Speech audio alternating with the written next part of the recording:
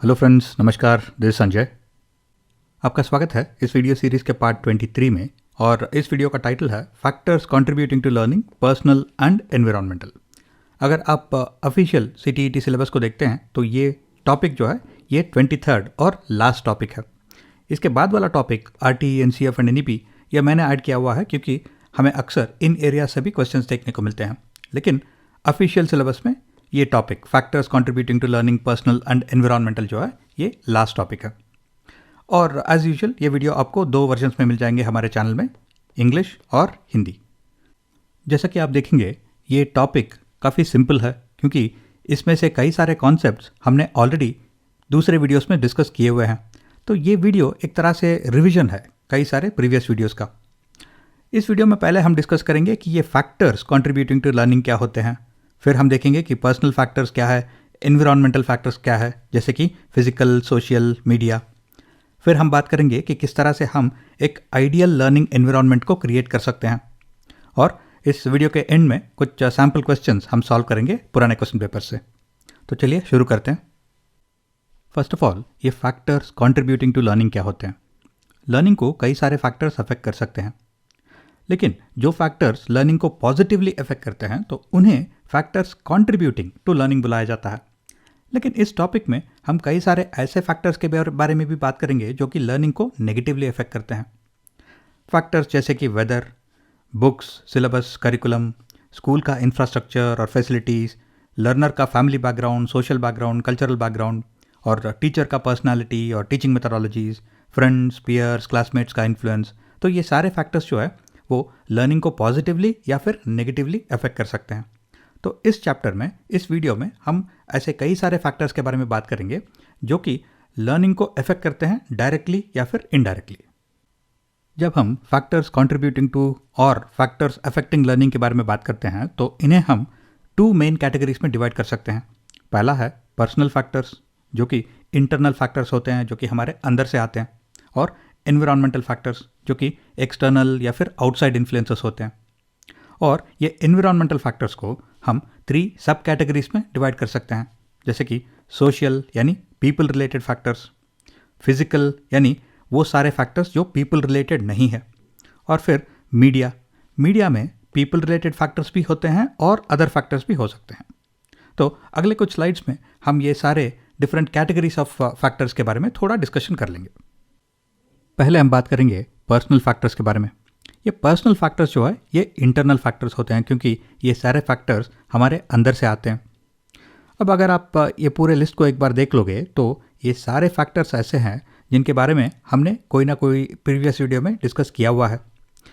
As and maturation, ये definitely learning को affect करता है क्योंकि जब एक लर्नर थोड़ा मैच्योर हो जाता है तो वो शायद ज़्यादा अटेंशन देता है इन द क्लासरूम क्योंकि उसे उस लर्निंग का इंपॉर्टेंस मालूम है।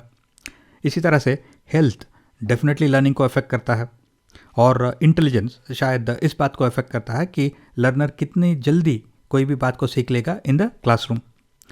Census, emotional status, interest, aptitude, attitude, heredity, ये सारे फैक्टर्स जो है ये लर्निंग को अफेक्ट करते हैं और इनके बारे में हमने प्रीवियस वीडियोस में डिस्कस किया हुआ है।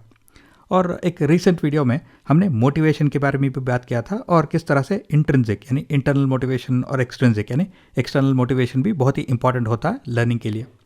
तो इस तरह से ये सारे पर्सनल फैक्टर्स जो है ये इंटरनल फैक्टर्स है जो लर्निंग को काफ़ी हद तक अफेक्ट करते हैं। नेक्स्ट हम एनवायरमेंटल फैक्टर्स के बारे में बात करेंगे, और एनवायरमेंटल फैक्टर्स में पहले हम फिजिकल फैक्टर्स के बारे में बात करेंगे। अब फिजिकल फैक्टर्स जैसे कि नेचुरल सराउंडिंग्स, जिसमें वेदर भी हो सकता है।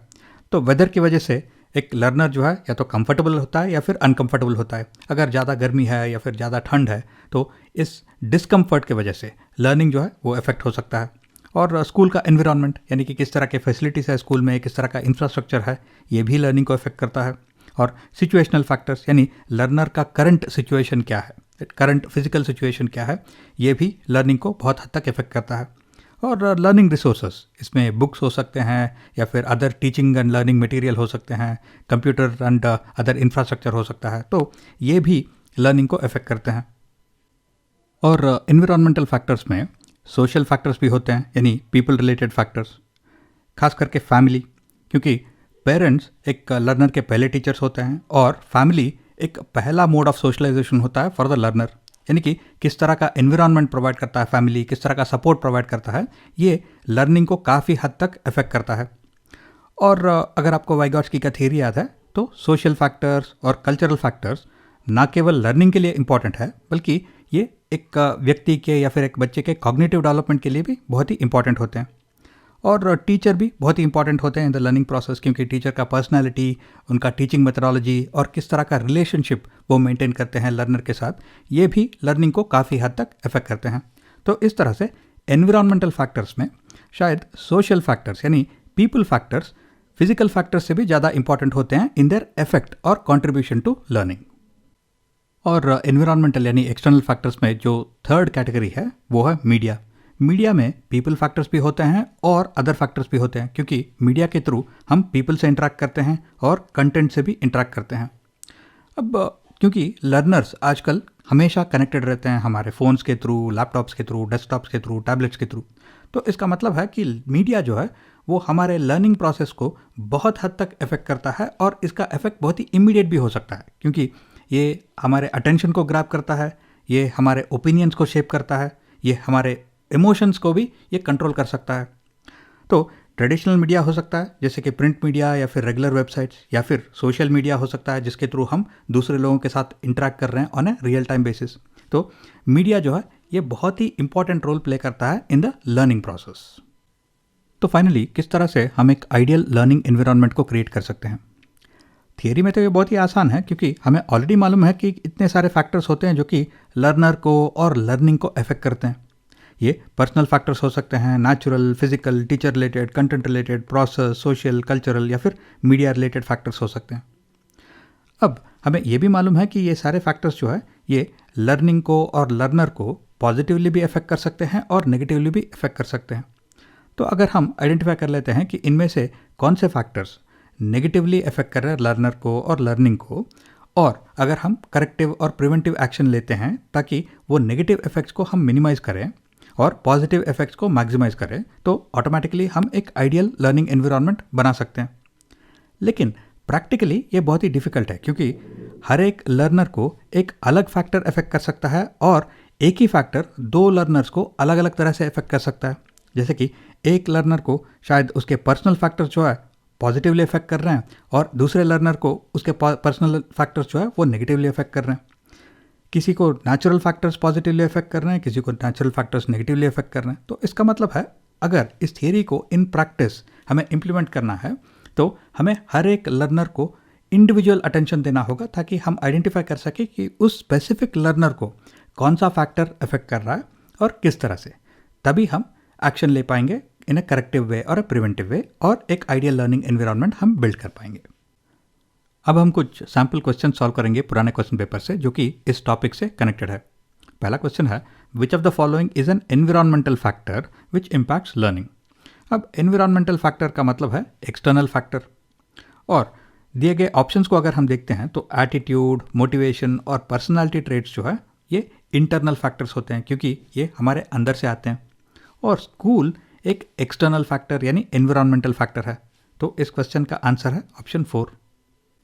अगला क्वेश्चन है, विच of the following factors is not responsible for students failure in academic performance. यहाँ पे हमें 4 फैक्टर दिए गए हैं और चारों के चारों इंटरनल फैक्टर्स है, पर्सनल फैक्टर्स है।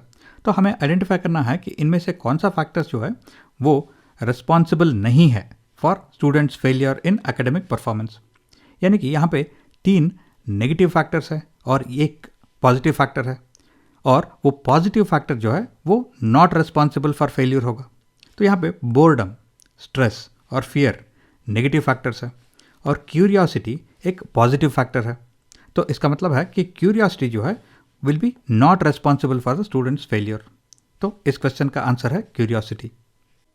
अगला क्वेश्चन हमें पूछ रहा है कि children's engagement with learning in schools is influenced by which of the following factors. यानी यहाँ पे 4 फैक्टर दिए गए हैं और हमें आइडेंटिफाई करना है कि इनमें से कौन से फैक्टर्स जो है वो स्कूल में लर्निंग को इन्फ्लुएंस कर सकते हैं, अफेक्ट कर सकते हैं। अब जैसे कि हमने इसी वीडियो में डिस्कस किया हुआ है, फैमिली बहुत ही इंपॉर्टेंट होता है इन द लर्निंग प्रोसेस, क्योंकि किस तरह का सपोर्ट हमें मिल रहा है फैमिली से, किस तरह का एनवायरनमेंट हमें मिल रहा है इन द फैमिली, ये लर्निंग को काफ़ी हद तक अफेक्ट करता है। तो ये डेफिनेटली एक फैक्टर है। नेक्स्ट, पीयर रिलेशंस, यानी लर्नर के यानी चिल्ड्रन के उनके हम उम्र के लोगों के साथ किस तरह का रिलेशनशिप है, ये भी एक एक्सटर्नल फैक्टर है, सोशल फैक्टर है जो लर्निंग को अफेक्ट करता है। फिर कल्चरल वैल्यूज़ यानी कल्चरल फैक्टर्स, ये भी डेफिनेटली लर्निंग को अफेक्ट करते हैं। और सेल्फ एस्टीम, ये एक इंटरनल फैक्टर है जो कि एक बच्चे का सेल्फ कॉन्फिडेंस को अफेक्ट कर सकता है, यानी कि सेल्फ एस्टीम लर्निंग को भी अफेक्ट करता है। तो इसका मतलब है कि सारे फैक्टर्स जो है वो लर्निंग को अफेक्ट करते हैं। तो इसका मतलब है कि यहाँ पे ऑप्शन 3 जो कि 1, 2, 3 एंड 4 ये इस क्वेश्चन का करेक्ट आंसर है। अगला क्वेश्चन हमें पूछ रहा है, should a teacher be considered as an authority figure within the classroom who can not be challenged. अब ये क्वेश्चन एसेंशियली बात कर रहा है कि एक टीचर को किस तरह का रिलेशनशिप मेंटेन करना चाहिए with the children in the classroom. क्या टीचर को ऐसे एक स्ट्रिक्ट अथॉरिटी फिगर के जैसे बिहेव करना चाहिए जिसको चैलेंज नहीं किया जा सकता, जिसको क्वेश्चन नहीं किया जा सकता। अब याद कीजिए, आपके स्कूल में या फिर कॉलेज में भी ऐसे टीचर्स रहे होंगे जो कि बहुत ही स्ट्रिक्ट होते थे, जिनको अगर आप चैलेंज करते हो या फिर क्वेश्चन करते हो तो उनको गुस्सा आ जाता था। तो अब आपका इंटरेक्शन कैसा था इन टीचर्स के साथ? जनरली आप ऐसे टीचर्स को अवॉइड करते हो, क्योंकि आपको मालूम है कि आप कुछ सवाल पूछेंगे या फिर उनको क्वेश्चन करेंगे तो उनको शायद खामखा गुस्सा आ जाएगा, फिर लेने के देने पड़ जाएंगे। तो should a teacher be considered as an authority figure who can not be challenged? Definitely not, क्योंकि अगर टीचर को क्वेश्चन नहीं कर सकते, उनको चैलेंज नहीं कर सकते, तो ये टीचिंग लर्निंग प्रोसेस के लिए सही नहीं है। तो यहाँ पे आंसर है नो। इसका मतलब है ऑप्शन 1, ऑप्शन 2 को भी हम एलिमिनेट कर सकते हैं क्योंकि इसमें येस लिखा हुआ है। तो ऑप्शन 3 या फिर 4 करेक्ट आंसर होना चाहिए। अब अगर हम ऑप्शंस को पढ़ते हैं तो लास्ट वाला बोल रहा है नो, टीचर्स आर इररिलेवेंट। अब टीचर्स इररिलेवेंट तो नहीं है, तो ये ऑप्शन करेक्ट नहीं है। तो सिर्फ एक ही ऑप्शन बचता है, ऑप्शन 3, जो कि करेक्ट आंसर है। तो ये ऑप्शन को भी एक बार पढ़ लेते हैं। No, students are afraid to ask questions from such teachers which results in lack of conceptual clarity. ये करेक्ट आंसर है, क्योंकि अगर एक टीचर बहुत ही स्ट्रिक्ट है, लाइक अथॉरिटी फिगर, जिसको चैलेंज नहीं किया जा सकता, जिसको क्वेश्चन नहीं किया जा सकता, तो स्टूडेंट्स जो है वो डरेंगे उनसे और सवाल नहीं पूछेंगे। अगर उनको कुछ बेसिक मिसअंडरस्टैंडिंग है या फिर उनको कॉन्सेप्ट ही ठीक से समझ में नहीं आए, फिर भी वो सवाल नहीं पूछेंगे। तो ये टीचिंग लर्निंग प्रोसेस के लिए सही नहीं है। तो यहाँ पे ऑप्शन 3 करेक्ट आंसर है। और इसी के साथ हम इस वीडियो को कंक्लूड करेंगे। अगर आपके कुछ क्वेश्चंस है या फिर फीडबैक है तो नीचे कमेंट सेक्शन में डाल दीजिए। मैं आपसे फिर से मिलूंगा बहुत ही जल्द इस वीडियो सीरीज़ के अगले वीडियो में। Till then take care, stay safe.